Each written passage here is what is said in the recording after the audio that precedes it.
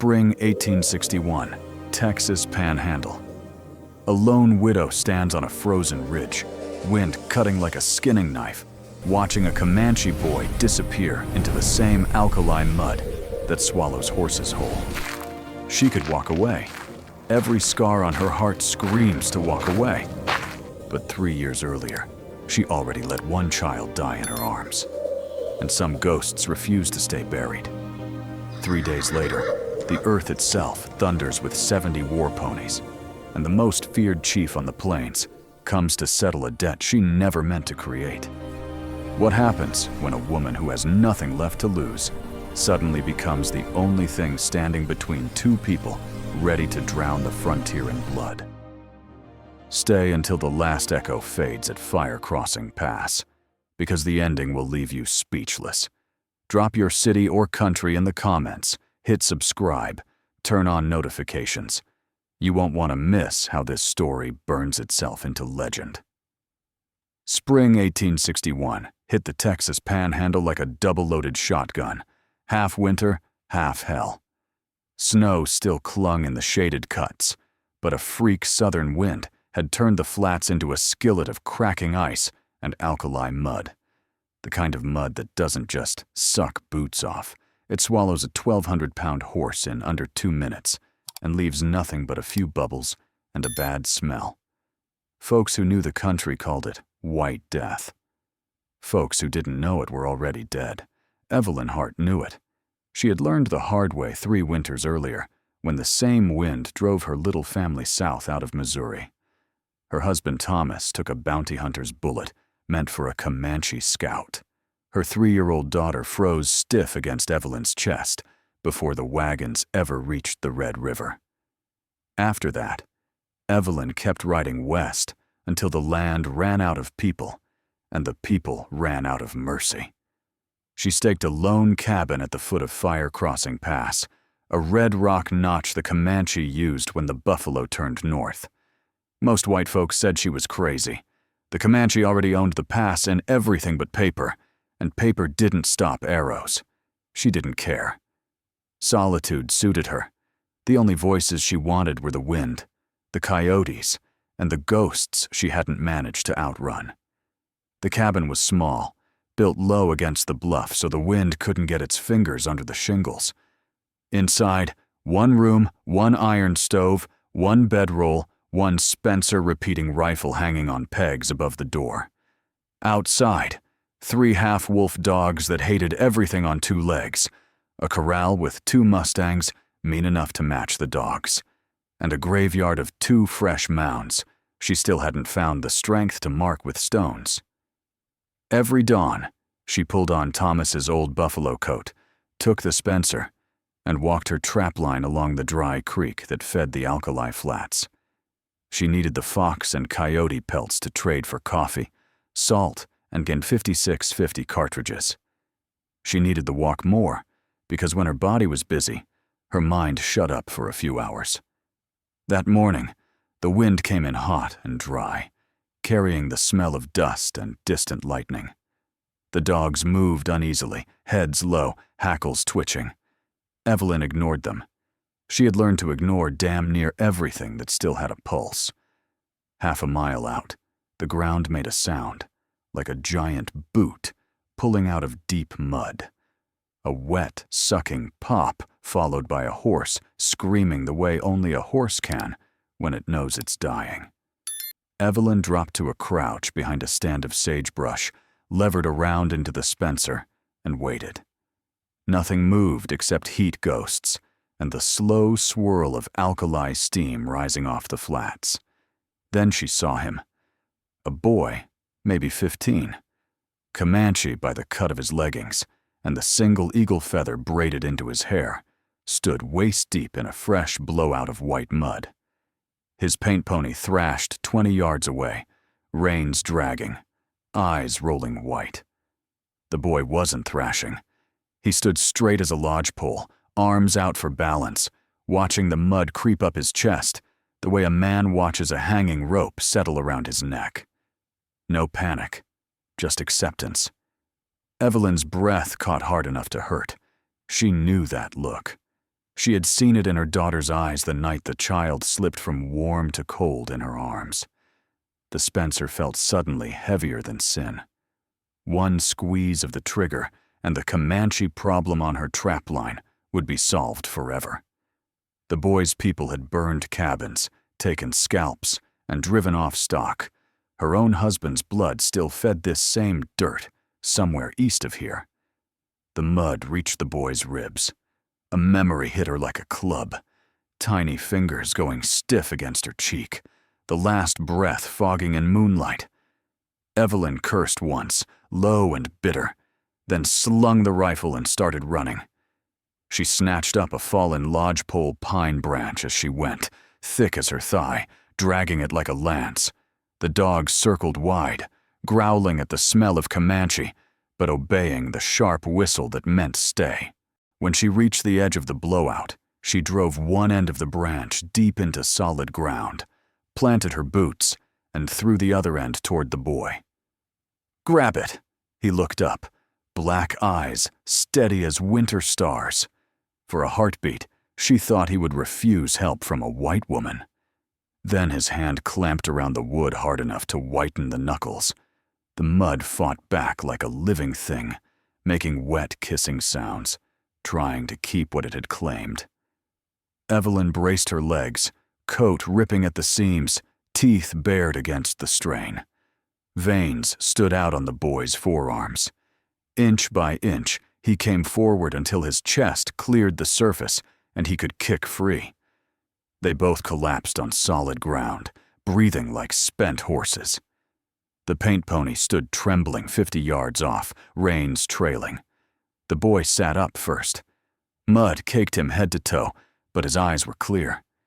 He studied her, the way a wolf studies something it hasn't decided to kill yet. Evelyn reached for the Spencer out of habit. The boy didn't flinch. Instead, he reached inside his shirt and pulled out a small, flat stone, the color of fresh blood, carved into the shape of a falling drop. He pressed it into her muddy palm and closed her fingers over it. Then, without a word, he walked to his pony, swung up, and rode into the mesquite like smoke. Evelyn stayed on her knees a long time, staring at the stone warming against her skin. She had no idea the earth had just shifted under her boots, or that 3 days from now, the same wind would bring thunder made of hooves and a reckoning she would never outrun.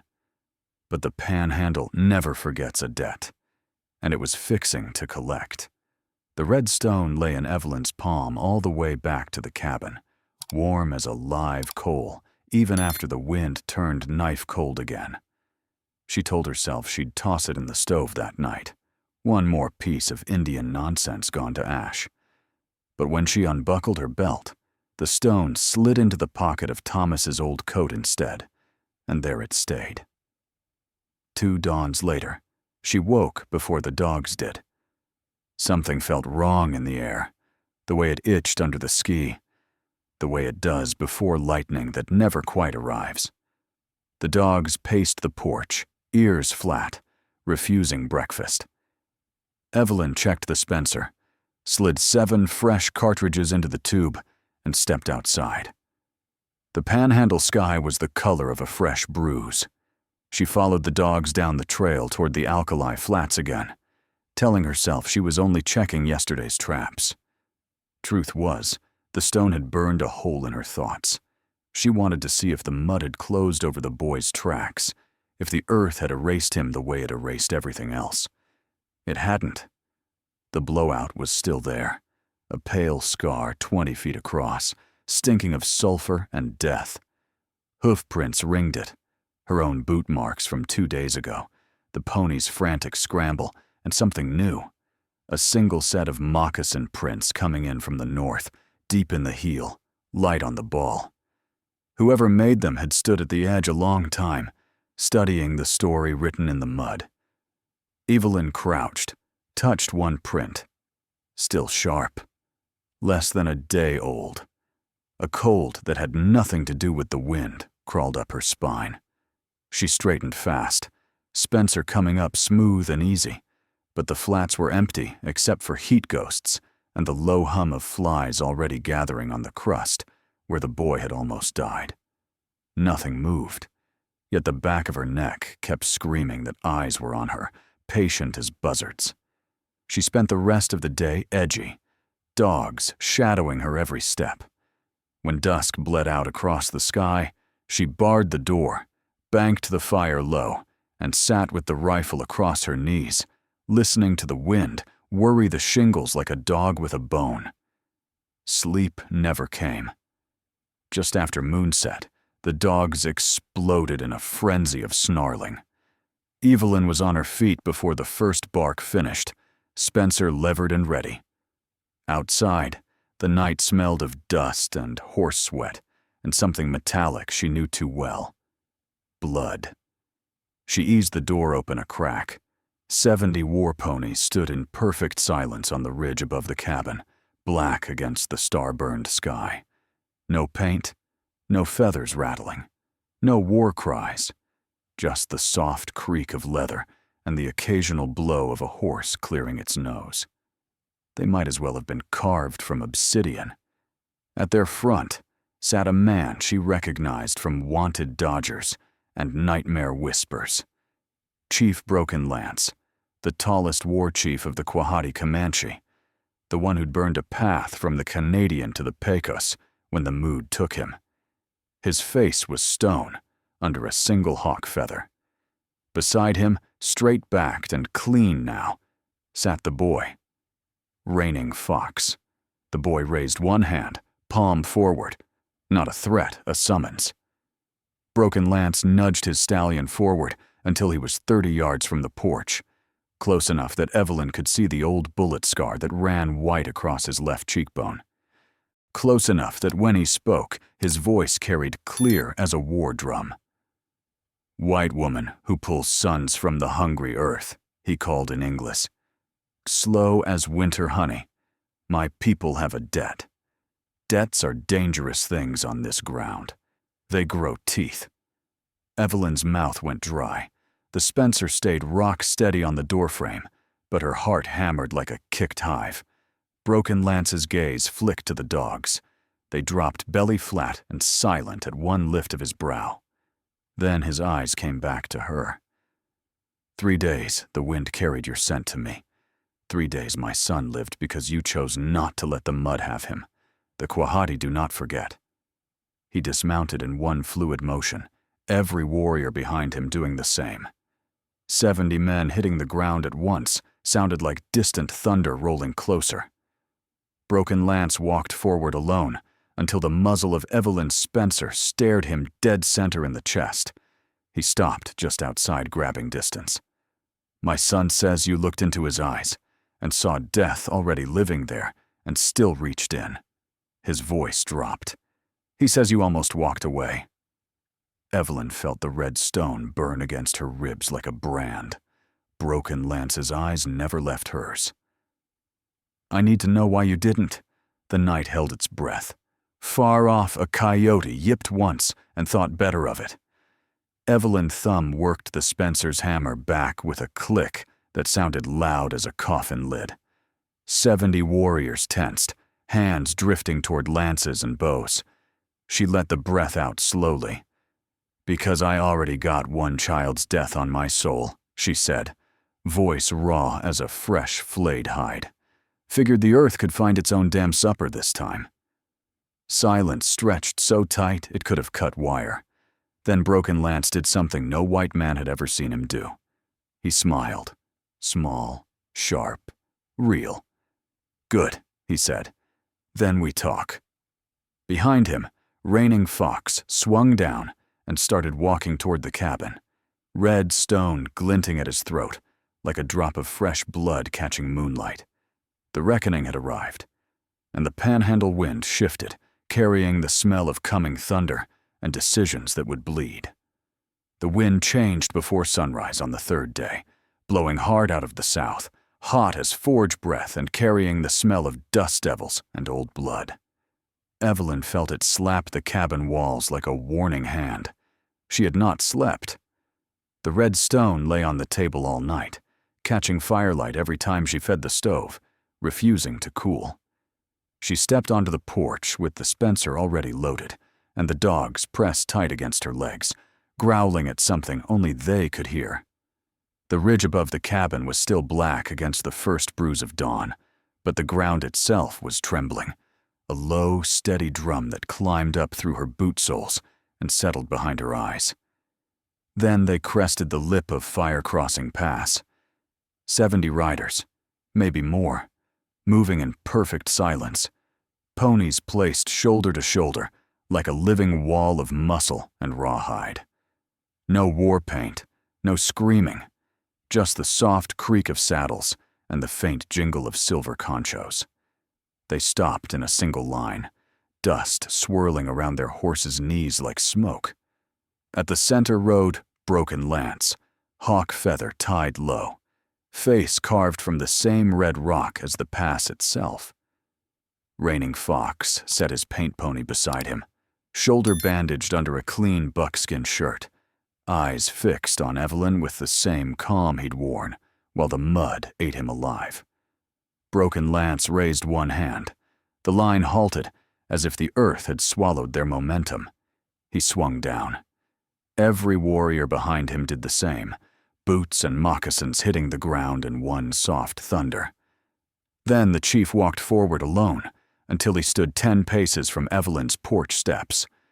Close enough for her to see the old powder burns on his knuckles, close enough for the Spencer's front sight to rest easy on the turquoise disc at his throat. "My son lived because of you," he said, English slow and deliberate, each word placed like a knife on rawhide. "But before the hungry earth took him, white men put a rope on his wrists and dragged him from his horse. Men who hunt Comanche for Texas silver." His gaze drilled into her. "You saw their tracks." It wasn't a question. Evelyn's mouth tasted of iron. She had known this moment was coming the instant she recognized the boot prints ringing the blowout. Heel plates worn the same way. Spur scars deep and cruel. The same sons of bitches who murdered Thomas and left her daughter to freeze. She could lie. Say the wind erased everything. Walk back inside, bar the door, and let the Panhandle finish its usual business of killing whoever was weakest. But the red stone in her pocket felt heavier than a coffin lid. "I saw them," she said. A low murmur rippled through the warriors. Broken Lance didn't blink. "Show me." It was not a request. Evelyn whistled the dogs to heel, slung the Spencer, and stepped off the porch. 70 riders parted like water as she walked through them toward the alkali flats. The sun cracked the horizon behind her, bleeding red across the sky, turning every face into war mask and prophecy. Half a mile out, she stopped at the blowout. The mud had crusted over, pale and poisonous, but the story was still written plain. Pony tracks, rope drag, boot prints, and the deep gouges where Raining Fox had been hauled backward on his belly. Broken Lance crouched, fingers brushing the scars in the earth. When he stood, the look he turned on Evelyn was no longer curiosity, it was judgment. "These men," he said, "you know them?" She nodded once, his eyes narrowed. "They took something from you." Another nod. Raining Fox spoke for the first time, voice quiet but carrying. "She almost left me to die, Father. I saw it in her eyes. Then she reached anyway." Broken Lance studied her the way a man studies a loaded gun he's deciding whether to trust. "Blood calls to blood," he said at last. "Tonight we ride their trail. But first." He turned to his warriors and spoke in Comanche, fast and hard. Half the riders wheeled and vanished back over the ridge. The rest began making camp in the cottonwoods below her cabin, silent, efficient, terrifying. Broken Lance faced her again. "You will eat with us. Then you will ride with us. The men who hurt my son will answer, and the ones who hurt yours will answer twice." Evelyn felt the ground tilt under her boots. "If you're still riding this trail with me, Do me one favor. Hit that subscribe button right now. Because what happens when the sun goes down tonight is going to burn itself into your memory for a long damn time, and I don't want you missing a single gunshot. She swallowed hard, tasting dust and fate. Lead the way, Chief. Broken Lance gave the smallest tilt of his head. Respect or warning, she couldn't tell. Then turned and walked toward the cottonwoods, where cook fires were already licking at the sky. Behind her, the alkali mud hissed softly, as if disappointed it hadn't claimed more than one life that week. The wind rose, carrying the smell of coffee, horse sweat, and coming vengeance, and somewhere out on the flats, crows began to circle. Night dropped over Fire Crossing Pass like a black wool blanket soaked in coal oil. The cook fires were banked low, just enough glow to turn the cottonwoods into skeleton fingers clawing at the stars. Comanche warriors sat in silence, sharpening steel, checking cinches, speaking only when necessary. Evelyn sat apart on a log, Spencer across her knees, the red stone now tied at her throat on a rawhide cord. Reigning Fox had nodded himself. She hadn't asked for it. He'd simply done it while she stared into the flames and tried to remember how to breathe. Broken Lance crouched opposite her, drawing lines in the dirt with a broken arrowhead, mapping the bounty hunter's trail from the signs they'd read at the blowout. 8 riders, heavy shod horses, one dragging a bum left foreleg. They were camped 12 miles north, drunk on stolen whiskey and Texas arrogance, thinking the Panhandle belonged to men with badges and bounties. They were wrong. Just past midnight, the wind died. The dogs lifted their heads, ears pricked toward the dark. A single owl called once, then nothing. Evelyn felt it first in her gut, the hush that comes right before killing. The first rifle shot cracked from the ridge like God-splitting kindling. A young warrior beside the nearest fire took the bullet high in the chest, spun half around, and dropped without a sound. Before his body hit the ground, the night exploded.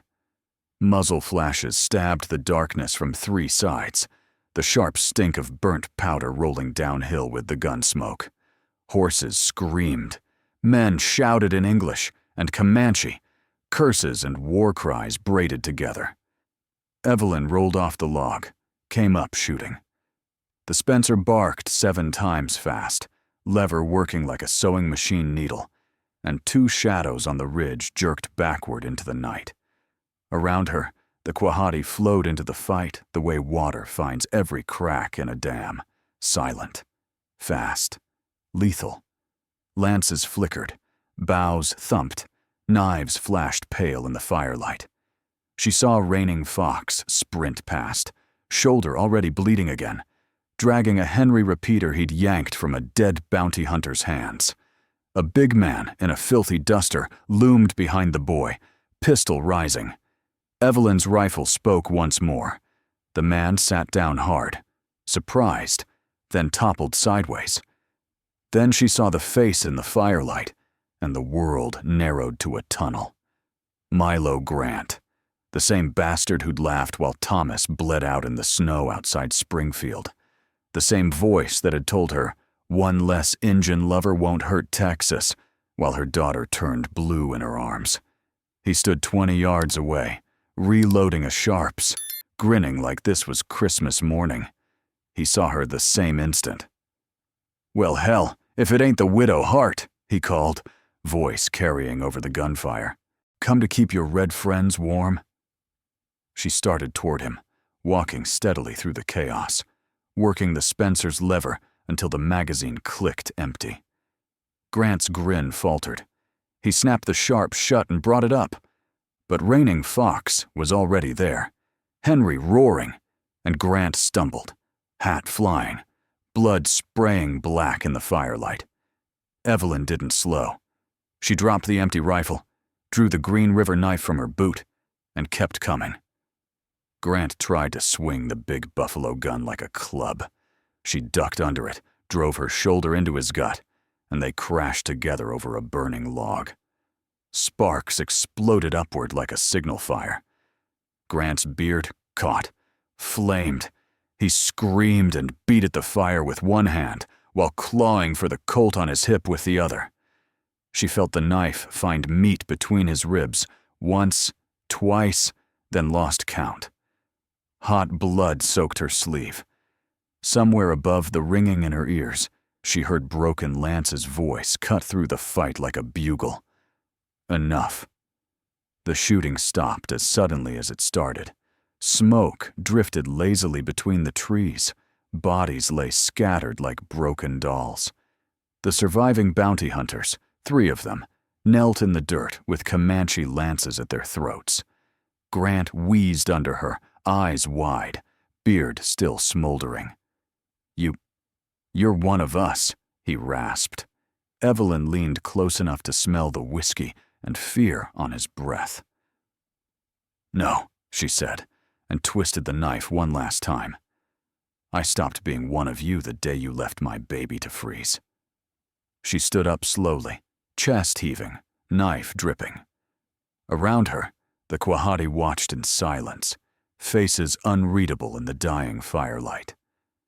Reigning Fox pressed a hand to his bleeding shoulder and gave her the smallest nod a warrior can give another warrior. Broken Lance stepped forward, looked down at Grant's body, then at the blood-painting Evelyn from wrist to elbow. He said nothing, only drew his own knife and cut a strip of rawhide from his sleeve. He bound it around her upper arm, tight, deliberate, the way a man ties a wound that will never fully close. When he finished, the eastern sky was already going pale. The wind came back, colder now, carrying away the gun smoke and the smell of burning hair. Fire Crossing Pass had earned its name one more time. And somewhere in the quiet that followed, Evelyn realized the red stone at her throat was warm again. Warm with someone else's blood and her own heartbeat both. Dawn came in sideways, thin and red, sliding between the cottonwoods like a blade looking for a gap in the ribs. The camp stank of blood, burnt powder, and coffee strong enough to wake the dead. Comanche warriors moved among the bodies with the quiet efficiency of men who had buried their own before breakfast more times than they could count. 3 Kwahadi were gone. 5 bounty hunters would never ride again. Milo Grant lay on his back, staring at the sky, with the same surprised look he'd worn when the knife found his heart. Evelyn stood on the porch, arms hanging heavy, watching Broken Lance walk the killing ground. He stopped at each fallen warrior, touched brow to brow, then cut a lock of hair and tucked it into a small rawhide pouch at his belt. When he reached Grant's body, he only looked once, spat to one side, and kept moving. Reigning Fox sat on a log, while an old woman stitched the new bullet furrow in his shoulder. He didn't flinch, just watched Evelyn with those winter star eyes. When the stitching was done, he stood, walked over, and pressed something into her hand. The same red stone, now threaded on a finer cord and slick with both their blood. He closed her fingers over it without a word, then returned to his father's side. Broken Lance finished his circuit and came to her. The rising sun painted the scar on his cheekbone, the color of fresh liver. "Tonight," he said, voice low, "our blood ran together on the same dirt. Among my people, that is a tie stronger than any paper treaty the white man loves to break." He drew his knife again, this time slicing a narrow strip from the hem of his own war shirt. Soft doe skin beaded with tiny shells the color of storm clouds. He bound it around Evelyn's upper arm, right over the rawhide he'd tied hours earlier, knotting it with deliberate care. "From this day," he said, "the wind will know you. No Kwahadi hand will ever rise against you. No raid will touch this pass while you stand here." Evelyn looked past him to the warriors already catching ponies, coiling lariats, erasing every sign they had ever camped. In an hour, the ground would look untouched, except for the fresh graves and the dark stain soaking into the sand. She found her voice, rough as river gravel.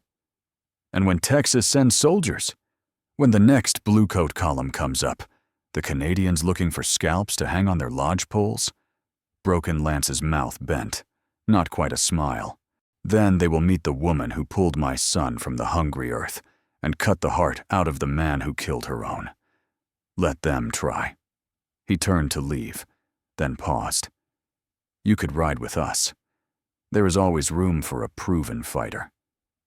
For a moment she saw it, herself on a fast paint pony, hair braided with hawk feathers, riding the high plains where no ghost could catch her. The thought tasted like strong whiskey, clean, burning, gone too fast. She shook her head. This is my ground, she said. I buried my dead here. I'll keep it. Broken Lance studied her a long time, the way a man studies the weather, before deciding whether to ride into it or not. Then you will keep it as one of us, he said. He raised his voice so every warrior could hear. From this sunrise, the woman called Evelyn Hart is named Keeper of the Crossing. Fire Crossing Pass is sacred to the Kwahadi. Any man, red or white, who spills blood here without her leave answers to me. A low rumble of approval rolled through the riders, deep as distant thunder. Reigning Fox stepped forward last. He placed his open palm over Evelyn's heart for one heartbeat, then over his own. Twice you saved me, he said in careful English. Now, the wind saves you. He swung onto his pony. Broken Lance's stallion was already wheeling, and the entire band moved out as silently as they had arrived. 70 horses, flowing up the pass like dark water, dust rising once, settling once, then nothing. Evelyn stood alone on the porch until the last hoofbeat faded into the red rock. She looked down at her arm. 2 rawhide strips now, one plain, one beaded, crossed like an oath. The red stone rested warm against her breastbone, no longer foreign. Somewhere inside the cabin, the Spencer leaned in its corner, empty but waiting. The dogs came and pressed against her legs, no longer growling at ghosts. For the first time in 3 years, the silence didn't feel like punishment. It felt like ground she had finally paid for. In full. She drew a long breath that tasted of pine smoke and coming summer, then walked to the crest of Fire Crossing Pass. From there, she could see clear to the Canadian, clear to the staked plains, clear to every trail that would ever try to cross this ground again. Let them come, she thought. Blue coat, red coat, bounty hunter, soldier, or fool. They would meet the keeper now, and the Panhandle wind, for once, blew gently across her face, carrying only one name, Keeper of the Crossing.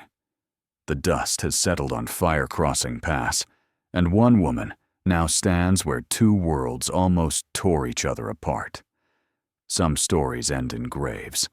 This one ended with a promise carved in blood and rawhide that peace, however thin, is possible when someone refuses to look away from another's child. If this tale hit you square in the chest, drop a comment. Would you have reached into that mud? What would you have done when 70 warriors rode up to your door? Your thoughts keep the fire alive. Thanks for riding the whole bloody trail with me, until the next wind brings thunder and another story that refuses to stay buried. Stay safe out there and keep your powder dry. See you on the ridge.